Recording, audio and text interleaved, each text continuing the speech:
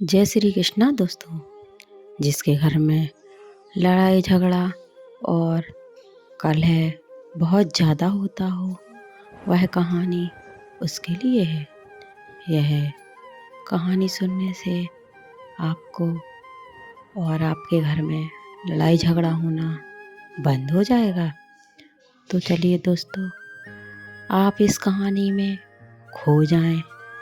इससे पहले वीडियो को लाइक, चैनल को सब्सक्राइब कीजिएगा और बेल आइकन का भी बटन दबाना ना भूलें, ताकि जो भी वीडियो आए चैनल पर उसका नोटिफिकेशन आपको मिल सके। तो चलिए शुरू करते हैं आज की कहानी। तो भक्तगणों, इस कहानी को आधा अधूरा ना सुने। आधा अधूरा सुनने से इसमें श्री कृष्ण का अनादर होगा। तो चलिए शुरू करते हैं। एक समय की बात है। एक बहुत ही ज्ञानी पंडित था। वह अपने एक बचपन के बहुत ही प्रेमी मित्र से मिलने के लिए किसी दूसरे गांव में जा रहा था, जो कि बचपन से भी गूंगा व एक पैर से अपाहिज था। उसका गांव काफ़ी दूर था और रास्ते में कई और छोटे छोटे गांव पड़ते थे। पंडित अपनी धुन में चला जा रहा था कि तभी वह रास्ते में उसे एक आदमी मिल गया, जो दिखने में बड़ा ही हष्ट-पुष्ट, और वह भी पंडित के साथ चलने लगा। पंडित ने सोचा कि चलो अच्छा ये है कि मैं साथ साथ चलने में रास्ता जल्दी कट जाएगा। पंडित ने उस आदमी से उसका नाम पूछा तो उस आदमी ने कहा, मेरा नाम महाकाल है। पंडित को ये नाम बड़ा अजीब सा लगा, लेकिन उसने नाम के विषय में और कुछ पूछना उचित नहीं समझा। दोनों धीरे धीरे चले जा रहे थे। तभी रास्ते में एक गांव पड़ा।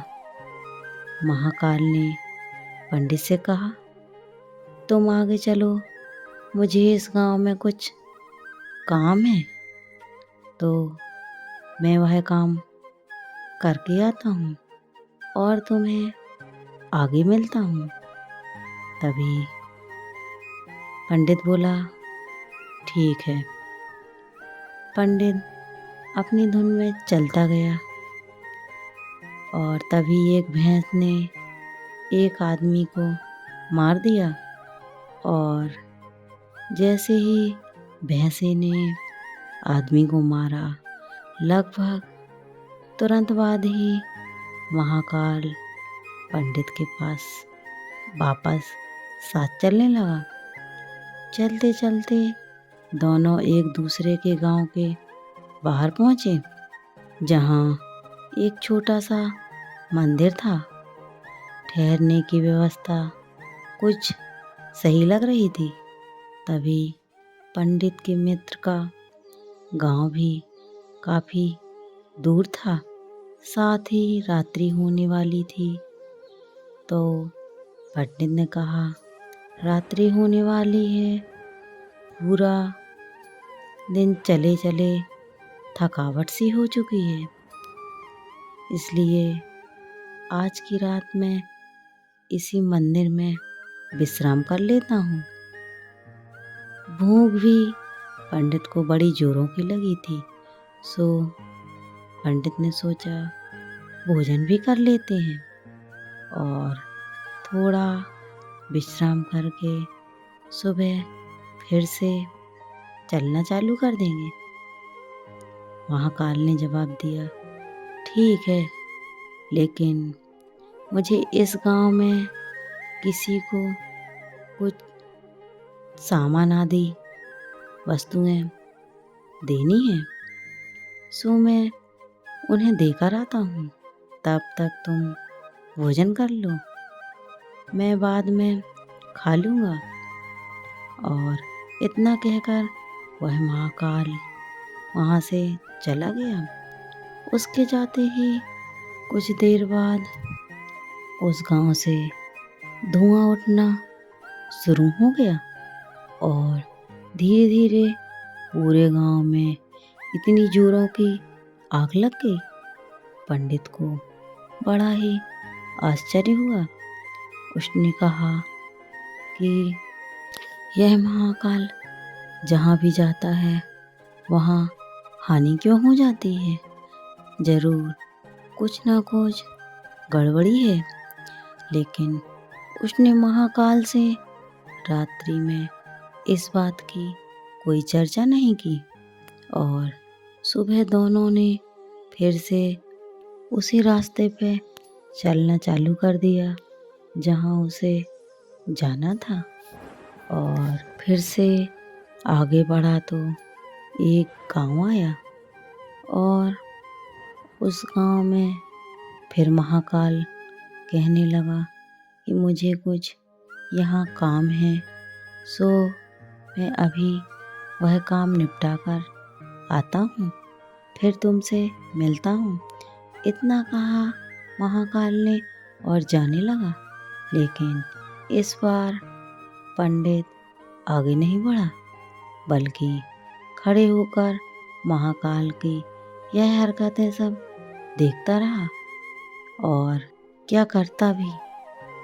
लेकिन तभी लोगों की आवाज़ें सुनाई देने लगी कि एक आदमी को सांप ने काट लिया है और इस व्यक्ति की मृत्यु हो गई है। ठीक उसी समय महाकाल फिर से पंडित के पास पहुंच गया। लेकिन इस बार पंडित को सहन न हुआ और उसने महाकाल से पूछा कि तुम जिस गांव में जाते हैं वह कोई ना कोई नुकसान या आपत्ति आ जाती है, क्या तुम मुझे बता सकते हो आखिर तुम कौन हो, तुम्हारा क्या रहस्य है? महाकाल ने जवाब दिया, पंडित आप मुझे बड़े ज्ञानी मालूम पड़ते हो, इसलिए मैं आपके साथ चलने लगा, क्योंकि ज्ञानियों का संग हमेशा अच्छा होता है। लेकिन यह सचमुच आप नहीं समझे मैं कौन हूँ? पंडित ने कहा, मैं समझ तो चुका हूँ, लेकिन कुछ मन में शंका हो रही है, सो यदि आप ही अपना उपर्युक्त परिचय दे दें तो मेरे लिए बहुत ही आसानी होगी। महाकाल ने जवाब दिया कि मैं यमदूत हूँ और यमराज की आज्ञा से उन लोगों के प्राण हरण करता हूँ जिसकी आयु पूर्ण हो चुकी है। हालांकि पंडित को पहले से ही इसी बात की शंका थी, फिर भी महाकाल के से यह बात सुनकर पंडित थोड़ा सा घबरा सा गया। लेकिन फिर हिम्मत करके उसने पूछा, अगर ऐसी बात है तो तुम सचमुच ही यमदूत हो, तो बताओ अगली मृत्यु किसकी होगी? यमदूत हो तो आपको बताना चाहिए।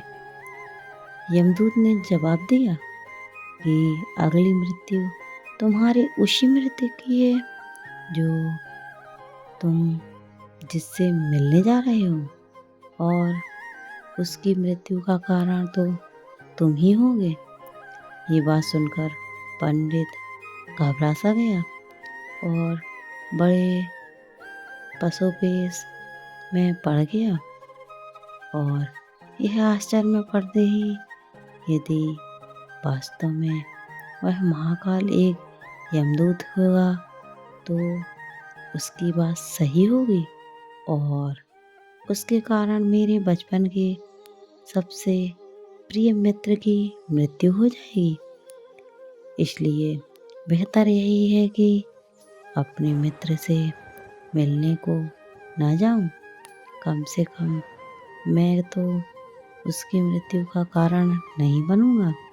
तभी महाकाल ने कहा कि तुम जो सोच रहे हो वो मुझे भी पता है, लेकिन तुम्हारे अपने मित्र से मिलने न जाने के विचार से नियति नहीं बदल जाएगी। तुम्हारे मित्र की मृत्यु निश्चित है और वह अगले कुछ ही क्षणों में घटित होने वाली है। महाकाल के मुख से ये बात सुनते ही पंडित को एक अजीब सा झटका सा लगा, क्योंकि महाकाल ने उसके मन की बात जान ली थी, जो कि किसी सामान्य व्यक्ति के लिए यह संभव नहीं है। फलस्वरूप पंडित को विश्वास हो गया, महाकाल सच में यमदूत ही है।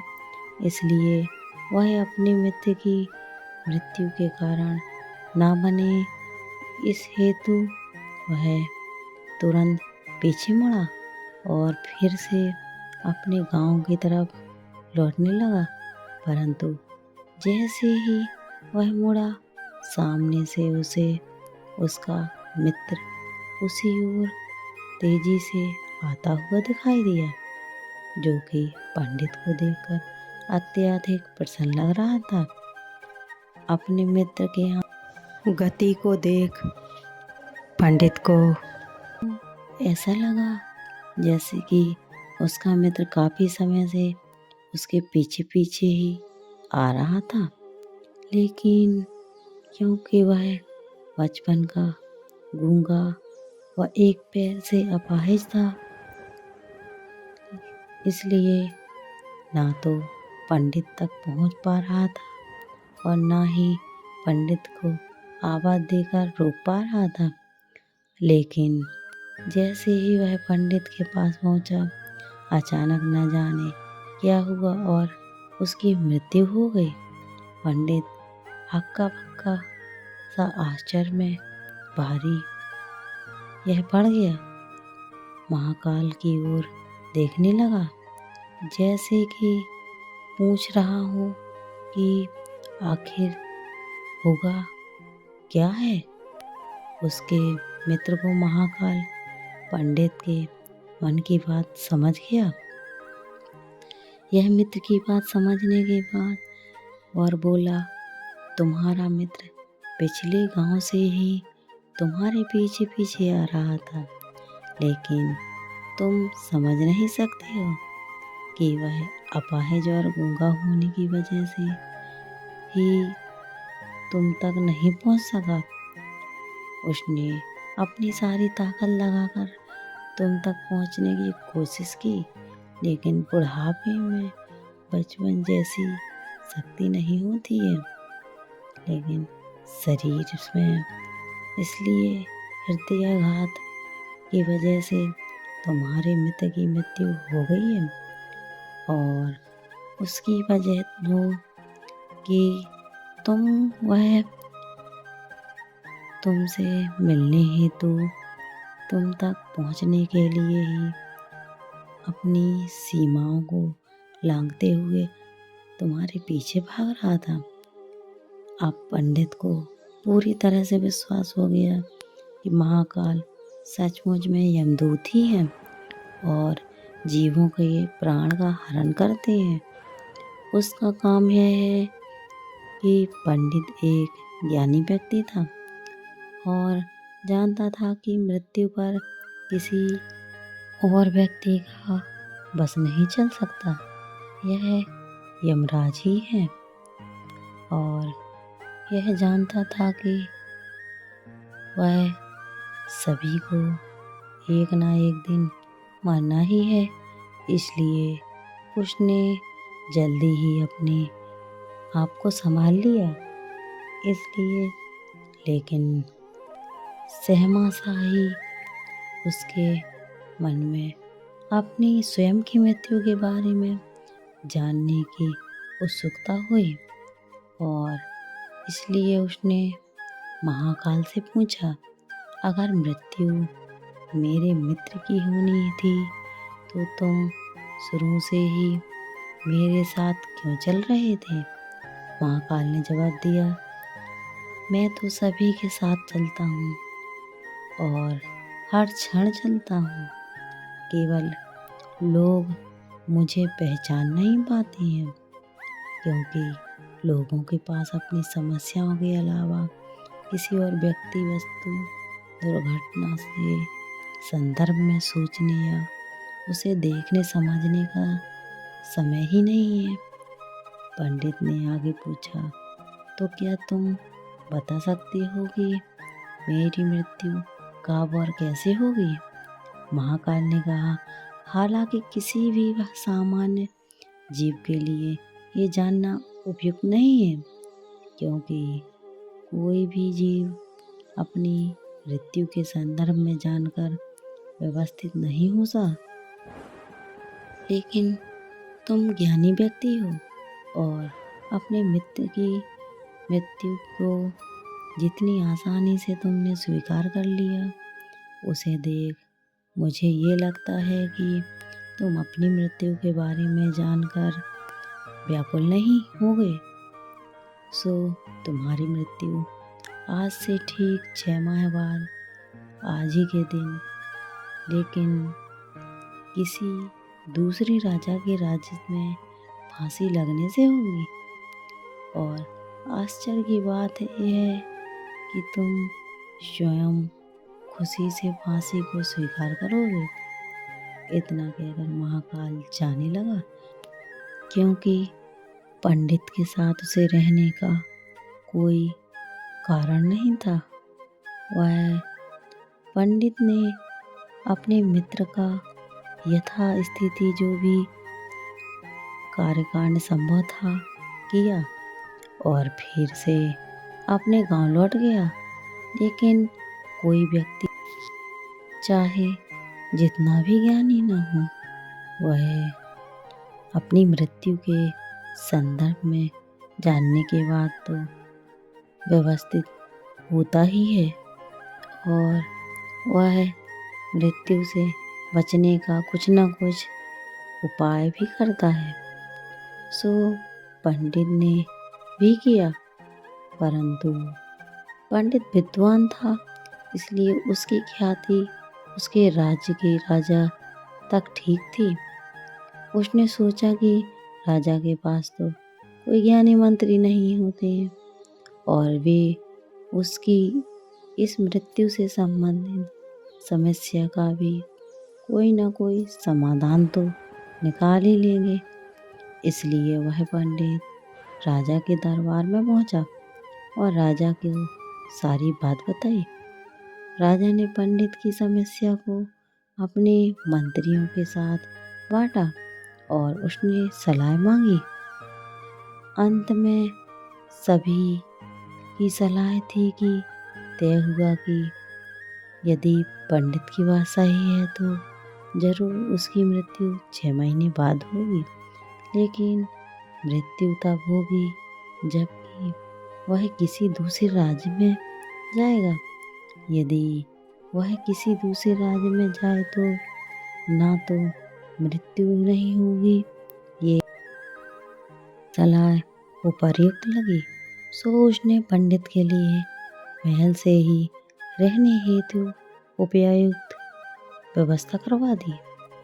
अब राजा की आज्ञा के बिना कोई भी व्यक्ति उस पंडित से नहीं मिल सकता, लेकिन स्वयं पंडित से नहीं मिल सकता।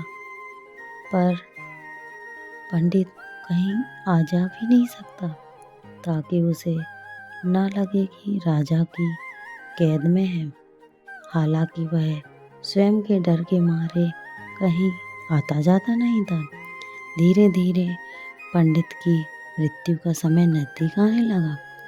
आखिर वह दिन भी आ गया जब पंडित की मृत्यु होनी थी।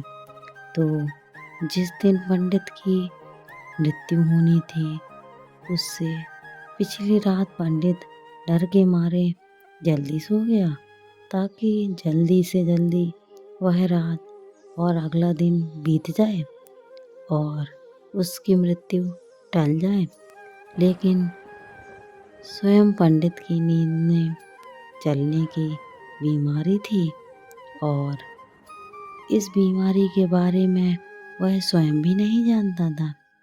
इसलिए राजा किसी और से इस बीमारी का जिक्र करने अथवा किसी चमत्कारिक से इस बीमारी का इलाज करवाने का प्रश्न ही नहीं, चूँकि पंडित अपनी मृत्यु से लेकर बहुत चिंतित था और नींद में चलने की बीमारी के द्वारा अक्सर तभी बढ़ता है जब ठीक से नींद नहीं आ रही होती है।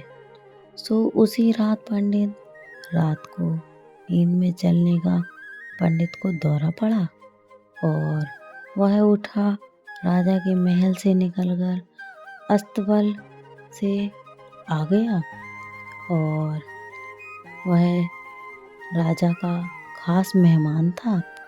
इसलिए किसी भी पहरेदार ने उसे ना तो रोका, किसी तरह से भी पूछताछ भी नहीं की। अस्तबल से पहुंचकर वह सबसे तेज दौड़ने वाले घोड़े पर सवार होकर पहुंचकर वह सबसे तेज आगे नींद में बेहोशी में राज्य की सीमा के बाहर दूसरे राज्य की सीमा में चला गया। इतना ही नहीं, वह दूसरे राज्य में राजा के महल में पहुंच गया और संयोग हुआ कि उस महल में भी किसी पहरेदार ने उसे नहीं रोका, ना ही कोई पूछताछ की, क्योंकि सभी को लोग रात में अंतिम पहर की गहरी नींद में सोते थे और वह पंडित सीधे राजा के शयन कक्ष में पहुंच गया। रानी ने एक ओर उस राज्य का राजा सो रहा है था, दूसरी ओर स्वयं पंडित जाकर लेट गया। सुबह हुई तो राजा ने रानी के बगल में सोया हुआ देखा और राजा बहुत क्रोधित हुआ, पंडित को गिरफ्तार कर लिया। पंडित को तो खुद ही समझ नहीं आ रहा था कि यह आखिर दूसरे राज्य में और सीधे राजा के शयन कक्ष में कैसे पहुंच गया, लेकिन वह उसकी सुनने वाला कोई नहीं था। राज दरबार में हाजिर करने का हुक्म दिया। कुछ समय बाद राजा का दरबार लगा तो राजा जहाँ पंडित को देखा और देखते ही इतना क्रोधित हुआ कि पंडित को फांसी पर चढ़ा दिया और यह अपना फैसला सुना दिया। फांसी की सजा सुनकर पंडित कांप उठा और फिर हिम्मत कर उसने राजा से कहा कि महाराज, मैं नहीं जानता कि इस राज्य में कैसे पहुंचा। मैं ये भी नहीं जानता कि मैं आपके शयन कक्ष में कैसे आ गया। मैं आपके शयन कक्ष में कैसे आ गया और आपके राज्य के किसी भी पहरेदार ने मुझे क्यों नहीं रोका। लेकिन मैं इतना जानता हूँ कि आज मेरी मृत्यु होनी है और होने जा रही है। राजा को ये बात थोड़ी अटपटी लगी। उसने पूछा, तुम्हें कैसे पता कि आज तुम्हारी मृत्यु होनी थी? कहना क्या चाहते हो?